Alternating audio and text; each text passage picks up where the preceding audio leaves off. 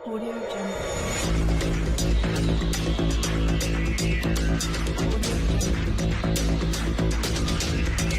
अस्सलाम वालेकुम दोस्तों, मैं हूं आपका होस्ट मोहम्मद शफीक और आप चैनल देख रहे हैं टेक्निकल शफीक टीवी। आज की वीडियो बहुत ही इंटरेस्टिंग होने लगी है क्योंकि आज मैं आपको बताऊंगा आप अपनी ग्रीन स्क्रीन को कैसे रिमूव कर सकते हैं और इस तरह जो ये वीडियो चल रही है आपके सामने, इसको हम कैसे ये बैकग्राउंड को कैसे रिमूव कर सकते हैं, बैकग्राउंड कैसे चेंज कर सकते हैं। लेकिन इससे कबल नए वाले साथियों से गुजारिश है, अगर आप मेरे चैनल पर नहीं हो तो प्लीज़ सब्सक्राइब कर दें और साथ लगे बेल आइकन को दबा दें ताकि मेरी हर आने वाली नई वीडियो का नोटिफिकेशन आपको जल्दी जल्द मिलता रहे।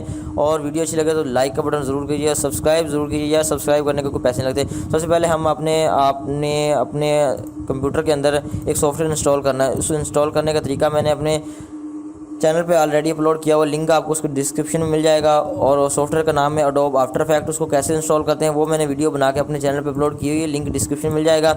यहाँ पे सबसे पहले हम अपना एडोब आफ्टर इफेक्ट ओपन करते हैं। एडोब आफ्टर इफेक्ट ओपन करने के बाद यहाँ पे इस तरह का हमारे पास मेन्यू आ जाएगा। ये 2020 का है, यहाँ पे आपको नज़र आ रहा होगा एडोब आफ्टर इफेक्ट 2020, यानी कि जो अपडेट वर्जन है ये एडोब आफ्टर इफेक्ट का। ये हमारे पास इस तरह का वाइट स्क्रीन ओपन हो चुकी है। यहाँ पे सिस्टम कंपेटिबिलिटी रिपोर्ट्स आ रहा है, यहाँ पे आ रहा है वीडियो न्वीडिया क्वाड्रो मेरे पास लगा हुआ है, लेकिन वो इशू आ रहा है ग्राफिक कार्ड की वजह से। यहाँ पे मैं कंटिन्यू विद अननाउन इशूज़ पे क्लिक कर देता हूँ। यहाँ पे क्लिक करने के बाद हमारे पास इस तरह का स्क्रीन आ जाएगी, एक नई स्क्रीन ओपन हो जाएगी, ये इस तरह की होगी। तो यहाँ पे आने के बाद मैं क्लिक कर देता हूँ न्यू प्रोजेक्ट पे। जैसे मैंने न्यू प्रोजेक्ट पे ओपन किया तो यहाँ हमारे पास एक न्यू प्रोजेक्ट ओपन हो चुका है।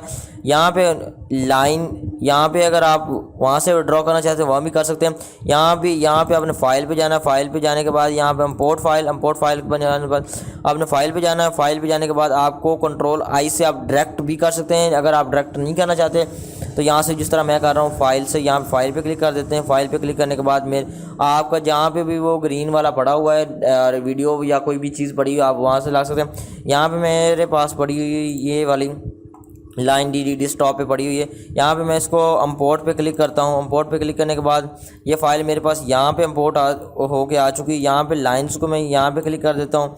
जैसे मैंने क्लिक किया तो यहाँ पे मैं इसको रन करता हूँ तो ये मेरे पास इस तरह की आ गई। यहाँ इस तरह को रिमूव कैसे करते हैं, आपने जाना है इफेक्ट में। इफेक्ट में जाने के बाद यहाँ पे किंग पे जाना है। किंग पे जाने के बाद यहाँ पे आपने जाना है लाइनर कलर की पे जाना है। लाइनर कलर की पे जाने के बाद यहाँ पे आपने जो है यहाँ क्लिक कर देना है। क्लिक करने के बाद आपने जैसे ही यहाँ पे क्लिक किया, यहाँ पे आपको एक पेंसिल सी बनी हुई नज़र आएगी। यहाँ पे आपने यहाँ पे बस अपने माउस का लेफ़्ट साइड आपने क्लिक कर देनी। क्लिक करने के बाद यहाँ पे आपने देखना ये आपको थोड़े थोड़े नज़र आ रहे हैं बिल्कुल इस वो ग्रीन सारे। इसको रिमूव कैसे करना है, अगर आप यहाँ पे यूजिंग हुई करते हैं तो यहाँ आपके पास इस तरह का आ जाएगा। लेकिन यहाँ पे अगर कोई चीज़ें होती जो यूजिंग हुई पे होती हैं, कुछ ऐसी चीज़ें हैं जो यहाँ पे यूजिंग RGB पे होती हैं, यहाँ पे RGB पे होती हैं और यहाँ पे इसको इस तरह बना सकते हैं।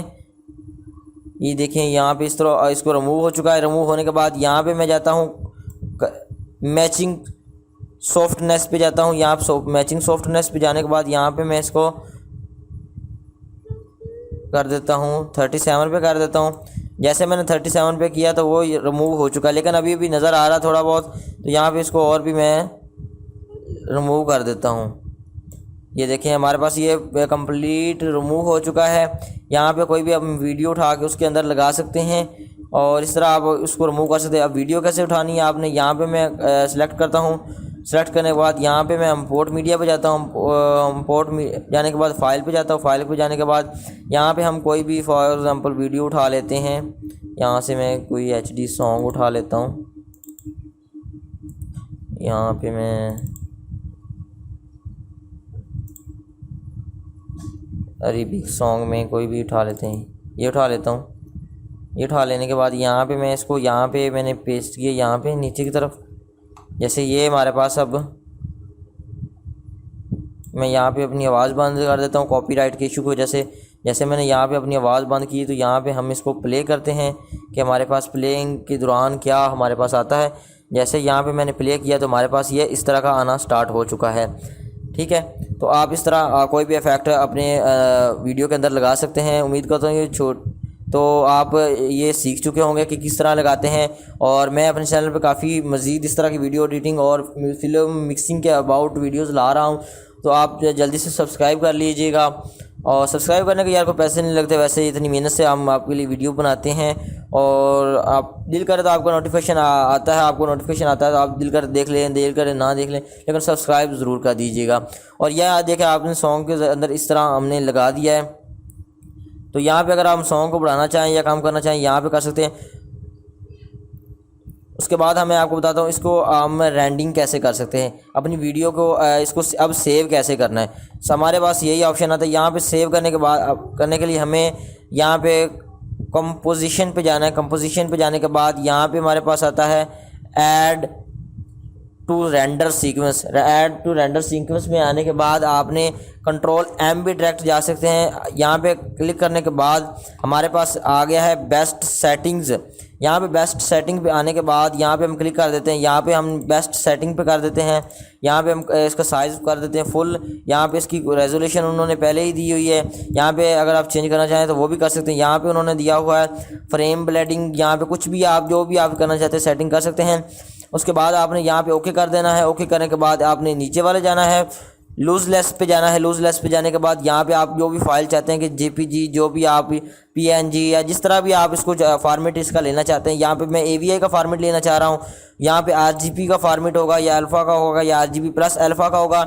यहाँ पे आप कोई भी आप फॉर्मेट ले सकते हैं। यहाँ पे उन्होंने बताया कितने KHZ कितने आपको चाहिए, वो मैंने 16 बिट चाहिए, 8 बिट चाहिए। यहाँ पे मोनो है, यहाँ पे स्ट्रियो है। यहाँ पे इसको हम सेलेक्ट कर देते हैं।